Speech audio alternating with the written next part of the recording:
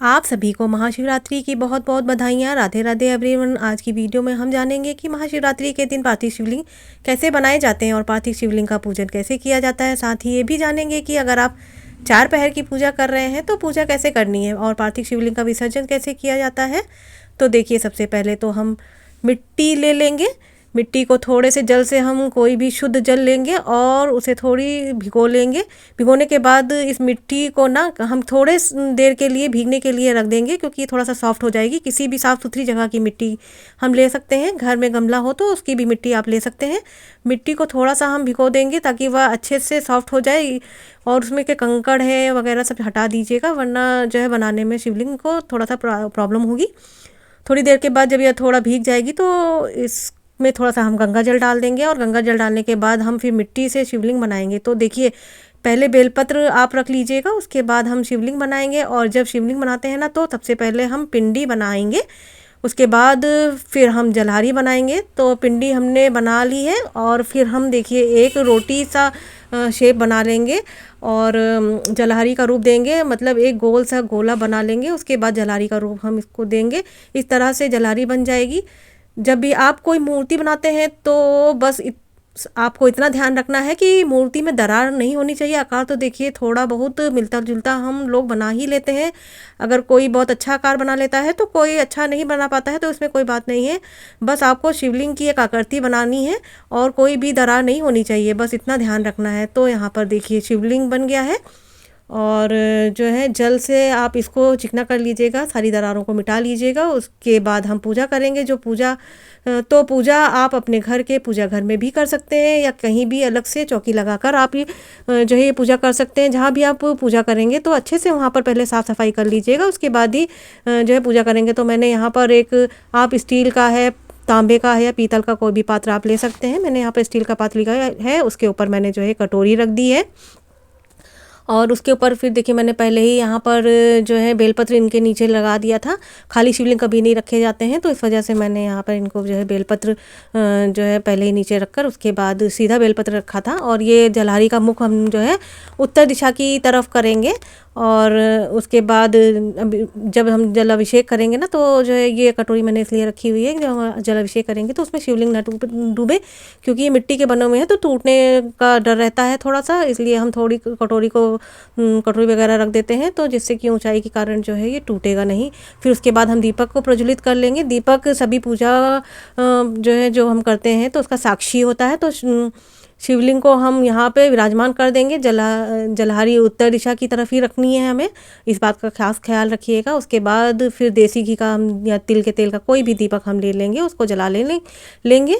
और शिवलिंग जो होता है ना, इसमें समस्त शिव परिवार विद्यमान होता है। आप पूरे शिव परिवार को अलग अलग भी बना सकते हैं या एक ही जो है शिवलिंग आप बना लीजिए तो पूजन कर लीजिए, तो वो पूरा जो है पूजन मान्य होता है।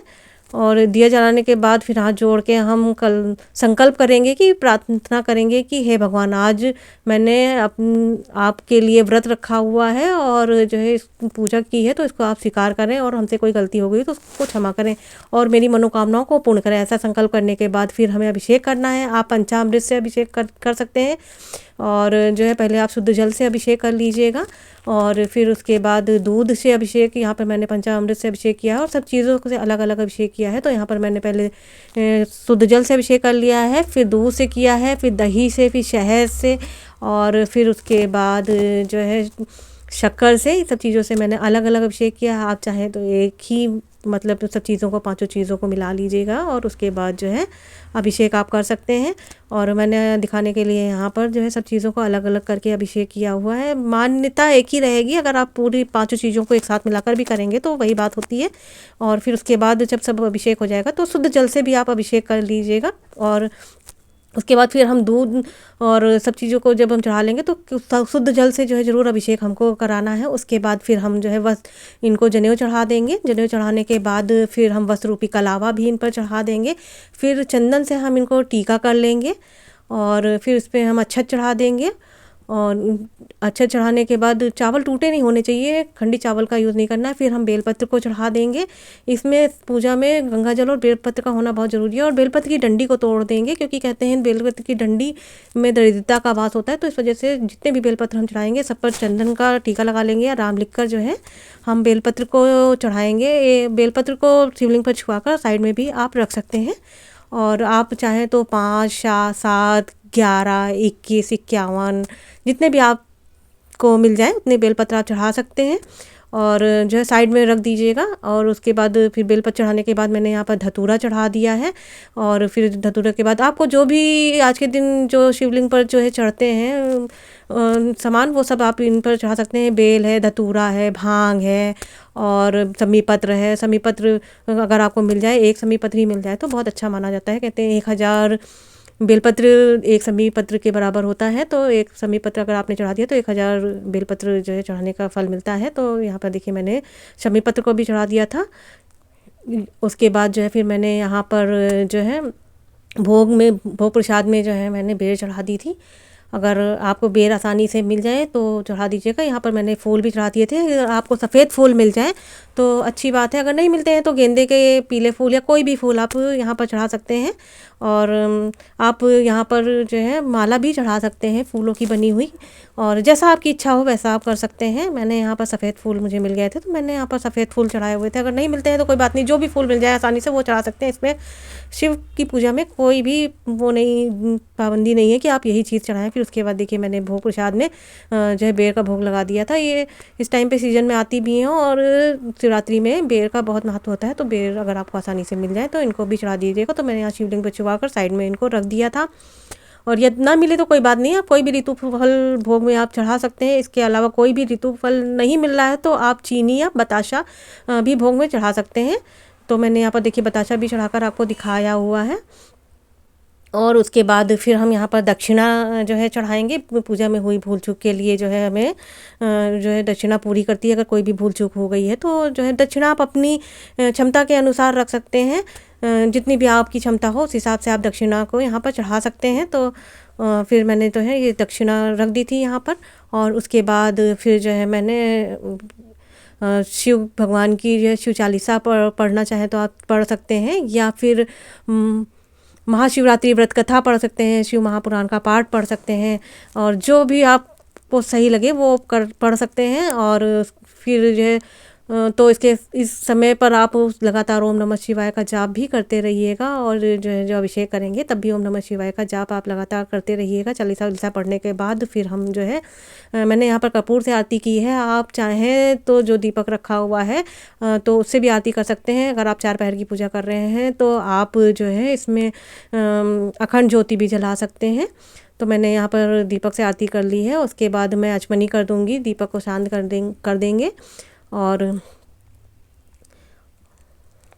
उसके बाद अगर आप जो है पाठ वाठ ना कर पाएँ या आरती आपको नहीं आती है तो कोई बात नहीं, आप ओम नमः शिवाय का जाप करते हुए भी आरती का दीपक घुमा सकते हैं। पहले सर्वप्रथम गणेश जी की आरती करेंगे, फिर शंकर भगवान की आरती करेंगे, फिर हाथ जोड़कर पूजा में रही कमियों के लिए क्षमा याचना कर लेंगे और अपनी मनोकामनाओं को पूर्ण करने के लिए भगवान से प्रार्थना करेंगे। इस तरह से पूजा हो जाएगी।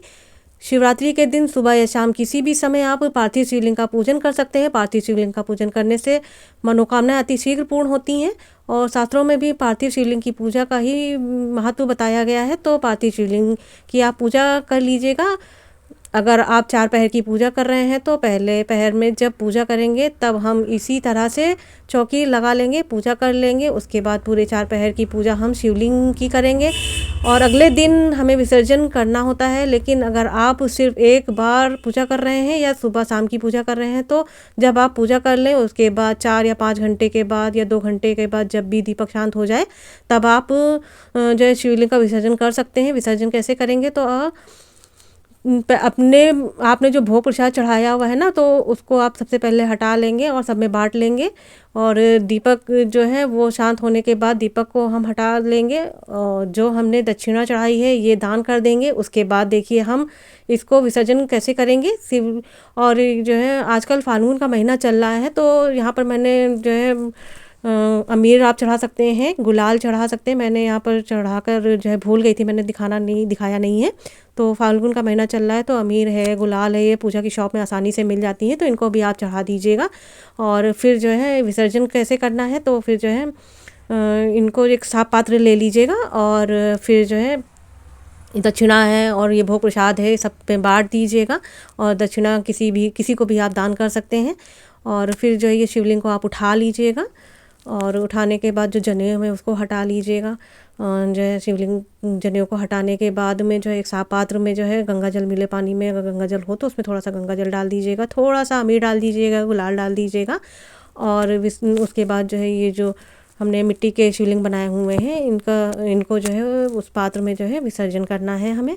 तो देखिए ऐसे हम शिवलिंग को उठा लेंगे। उठाने के बाद में जो है फिर हम इस पात्र में जिसमें मैंने गंगा जल थोड़ा सा डाला हुआ है, फिर इसमें जो है हम शिवलिंग को जो है इसमें शिवलिंग को जो है ओम नमः शिवाय का जाप करते हुए जो है हम इसमें जल में विसर्जन कर देंगे। शिवलिंग को विसर्जन करने के बाद जो जनेऊ है ना, वो आप जो है आपके घर में कोई पहनता हो तो उसको दे दीजिएगा, नहीं तो आप कभी मंदिर जाइएगा तो वहाँ चढ़ा सकते हैं। और जो आपने जो है शिवलिंग में सामान सब चढ़ाया हुआ है वो सब भी उसी पात्र में डाल दीजिएगा, विसर्जन कर दीजिएगा। तो यह थाली में जो भी चीज़ें हैं पात्र में वो सभी हम साथ में ही विसर्जन कर देंगे। मिट्टी से शिवलिंग बने हुए हैं, थोड़ी देर में ही शिवलिंग घुल जाएंगे। जब ये शिवलिंग घुल जाए तो जो है हम इस जल को पौधों में डाल देंगे। तुलसी के पौधे में नहीं डालना है, बाकी किसी भी पौधे में आप इस जल को डाल सकते हैं।